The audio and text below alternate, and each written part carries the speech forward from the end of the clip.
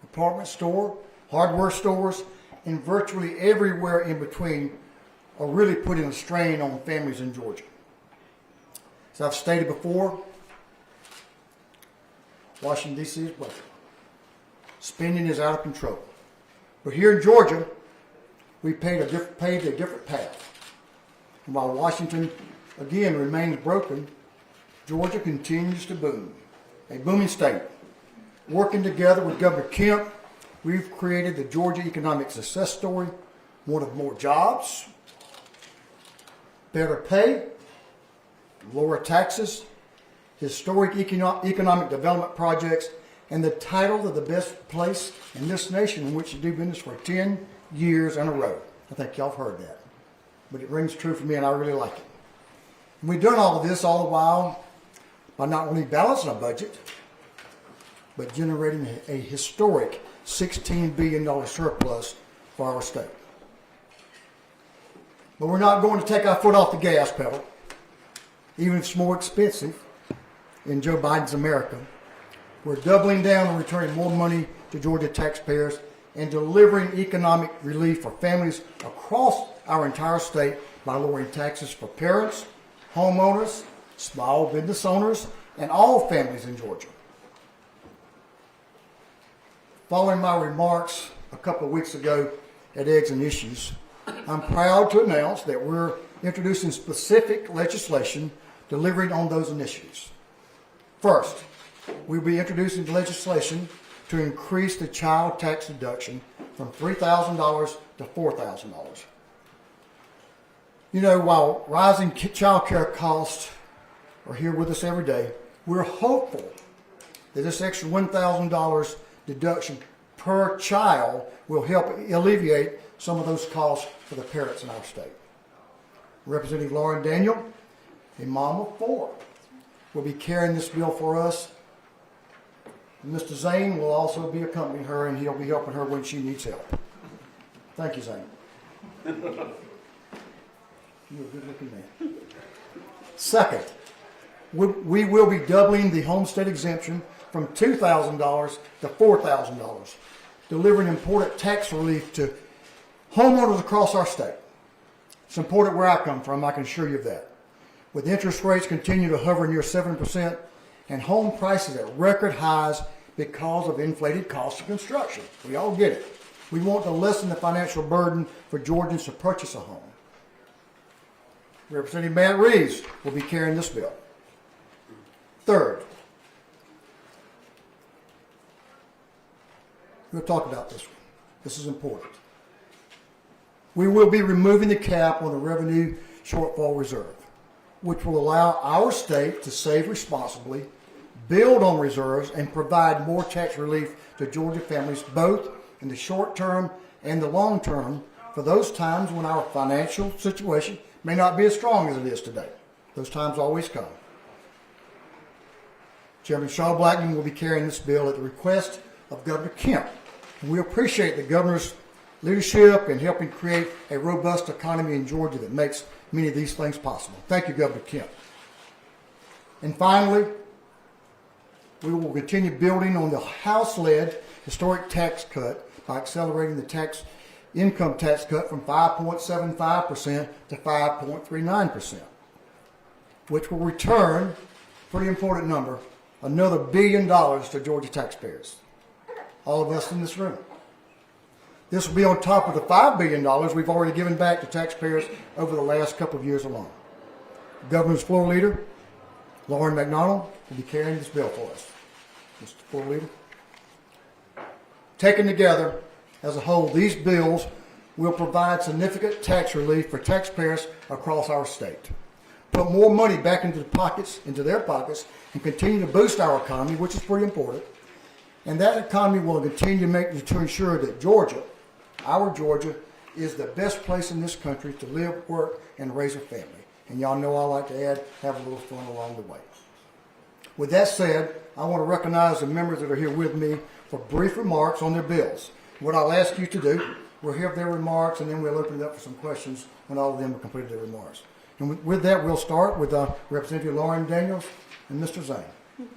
Representative. Thank you. I would just like to thank the Speaker and the Governor for continuing to put families in Georgia first. As a mom of four, it's vitally important. You see it in everything we do up here. And when I ran for office, I said I was going to focus on fighting for Georgia's families.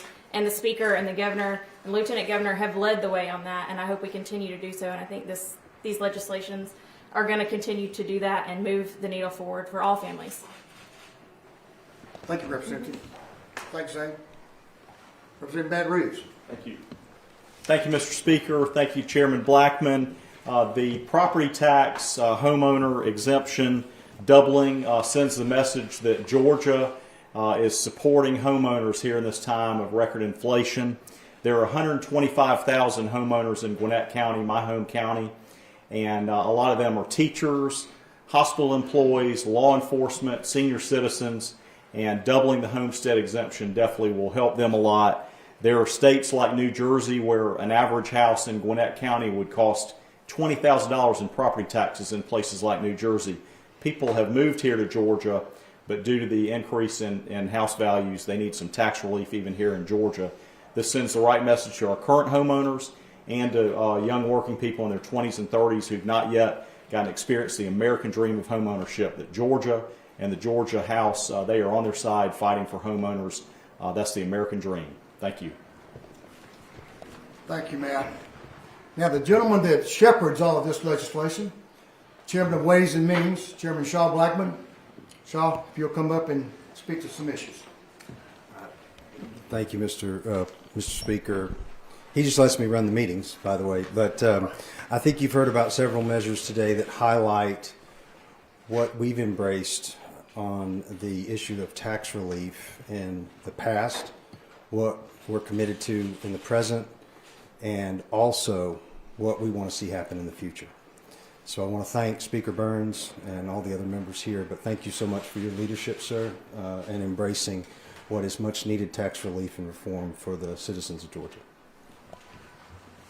Chairman Blackman, you have done and you will continue to do yeoman's work in this area, and we appreciate how you lead the committee. Floor Leader Lauren McDonald, your turn. You're up, man. Come on and tell us something. Yes, thank you. Thank you. Thank you, Mr. Speaker. Georgians, help is still continuing to come your way. In 2022, Georgia did the largest tax cut in its history, over 26 basis points. This year, we're going to do another 10. We've continued over these years giving back $1 billion in property tax, giving back $1 billion in tax rebates back to the citizens. This time we're going to continue doing it on the front end. It's great for Georgia, and I want to thank Governor Brian Kemp for his leadership and this House for their leadership, Chairman Blackman. It's a great thing we're doing for the citizens in this great state of Georgia. Thank you. Good job. We'll open up for some questions, but first I'll thank Chair Lady Deborah Silcox for being here, and she's very supportive on each one of these initiatives. So thank you for your championing all these initiatives for Georgia homeowners and Georgia families. Thank you. Have a question, I will direct it to the proper person here. Chairman Blackman, can you talk about Yes. what is the difference, since the governor has to set the revenue estimate, between revenue being in the unallocated surplus and in the RSL? Why does that matter? Well, as you know, we keep right now roughly about 15% in the rainy day reserve, which doesn't cover quite 2 months. So what we're hoping to do is be able to expand that and have it on hand for emergencies, but also be able to utilize that once it gets up to a certain level to provide relief for taxpayers. Do you believe that reduces pressure to spend the unallocated surplus if it's moved into the RSL? Well, I mean, the governor still has the ability to spend down to 4% as is, so much of that still remains, in place, just as it is today. Just gives us a little bit better insurance moving forward into the future. I have a pair of questions. First question is for Representative Reeves. What is the on the homestead bill? What is the expectation of local governments when the state's doing what they're doing with the homestead exemption, raising it by $2,000? What would be the expectation, or the speaker, you can answer that question. Yeah. What's the expectation of local governments? Thank you, Mr. Speaker. The current statewide homestead exemption has been in place for decades, and it's $2,000. And so homeowners know that in the past 5 years or so, there's been huge inflation in the values of homes. It's tough to buy a home, and house values have risen. So doubling that homestead exemption, the statewide level, from 2 to 4 gives homeowners tax relief at a time when they need it a lot. In terms of the locals, this is a portion of the tax bill under state law. You get your estimate in the spring when your value goes out, and then you'll get the bill in the fall when the bill comes out later. And so this lets homeowners know that they are going to, if their county has not yet increased above the state minimum, they're going to get an increase from 2 to 4. A lot of counties have already increased that, but this just sets the bar higher in favor of homeowners statewide. But do you have any expectation local governments may try to fudge, I mean, not fudge the numbers, but move valuations, for example? Well, they'd be accountable to the homeowners and the taxpayers if they did that, and we hope that's not the case. And I don't think there are any examples when they've been doing it previously, but this corrects the number after decades of being the same. And I think the Speaker and Chairman Blackman have exercised great leadership on that. It's a great move in favor of homeownership. And then for the Speaker or Chairman Blackman, is there a target number you guys want in the rainy day fund? 6 months of expenses, 9 months of expenses? I mean, the budget is roughly $35 billion. Is there a target number you're all looking for? I don't think we've set a target, but once again, as you see where the budget sits and where it is headed, I think obviously a certain amount is warranted, just to make sure that we have that type of funding there in emergencies and for insurance. So, hope that. Yes, Ro, we have not set an exact amount. It's an ongoing discussion with everyone involved, where that may be. But we know that we'd like for all these great times to continue every year from here on out, but we know they won't. The second thing I'll just mention that is from a standpoint of the local digest, this is appropriate because of the cost of construction and the other costs associated with building a home and repairs to homes, anything else. We see have seen a existential rise in property values. So this is just a result to try to give a little relief there that we've done in other ways in the past. This is make it more permanent. And I think it'll be a huge benefit for Georgia homeowners. Richard, I was going to ask Representative Danny your thoughts on the increase in the child tax credit. I think, thank you. And thank you, Mr. Speaker. My thoughts are, I think it's a positive thing for the families of the state. I mean, we are hit with rising costs at the grocery store. We're hit with rising costs in childcare. We're hit with rising costs to, afford our mortgages. And so this is something that helps and hopefully will continue to help every family in the state, regardless of where they're from. Anybody else? Richard, I'll just say I've learned something every day. Child care costs are pretty high. And when you look at a family like Lauren, she's a perfect example how she's able to come down here and serve the people of her district and serve this state.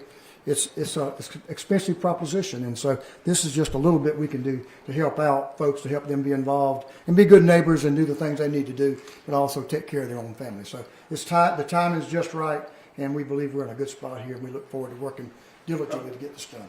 Dave? So just a question on the math. So the current cap on the RSO is what you said, 15%. So it's 15% of like this year, the fiscal 24 budget. Is that the number? It's always 15%.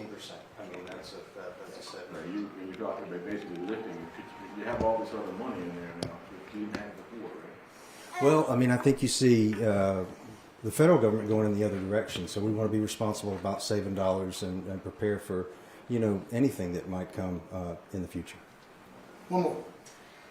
One, when will these tax measures go into effect? And two, have you calculated the total loss in tax revenues to the state? Yes, which measure are you referring to? Are you Well, the three.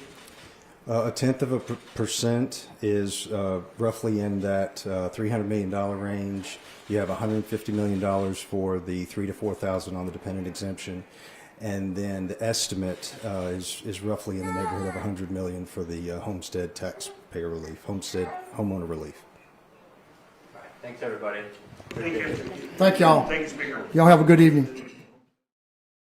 All right, and you just heard from the Georgia House Speaker, several other members of the legislative body, as they made a major tax announcement. And they said earlier this morning that they were going to make a major tax announcement. They weren't giving out any details on what that might entail ahead of time. However, here we are shortly after the 1 o'clock hour, and a lot of information just came out from that. A couple of things that you might need to know about if you're watching, just trying to wrap your head around, okay, how does this affect me? Some of the announcements that were made, a main one, doubling homestead exemption. That is going to help a lot of people, especially first-time homeowners that are navigating the housing market here in Atlanta and across Georgia. Another thing, Georgia House Speaker John Burns actually mentioned was that they were going to introduce legislation that increases the child tax deduction, helping a lot of families that are just feeling really the weight of childcare and the rising costs surrounding being a parent in this economy. And then a couple other things, increasing tax cuts up to $1 billion that would go back to Georgians, and removing the cap on revenue shortfall reserves, which allows the local government to then have more movement with having financial say in certain areas. A lot of this, we'll weed out the details for you. Our Abby Kasouris is currently at the state capitol. She'll have a full report for you in our afternoon and evening newscasts. In the meantime, it's a good reminder for you to make sure you check out our website and download our Atlanta News First app. Any and all live streams that we do on here, we make sure to alert you and get you as much information as possible out on those digital platforms. So again, download the Atlanta News First app. We'll send a push notifications directly to your phone, especially when we run into events and announcements like these that are going to impact you, your family, and your wallet. In the meantime, keep it right here. At about 2 o'clock, we will have our Atlanta News First Tim Darnell join us here with another weekly installment of Political Update, getting into some of your local Georgia political headlines and more. Thank you so much for tuning in.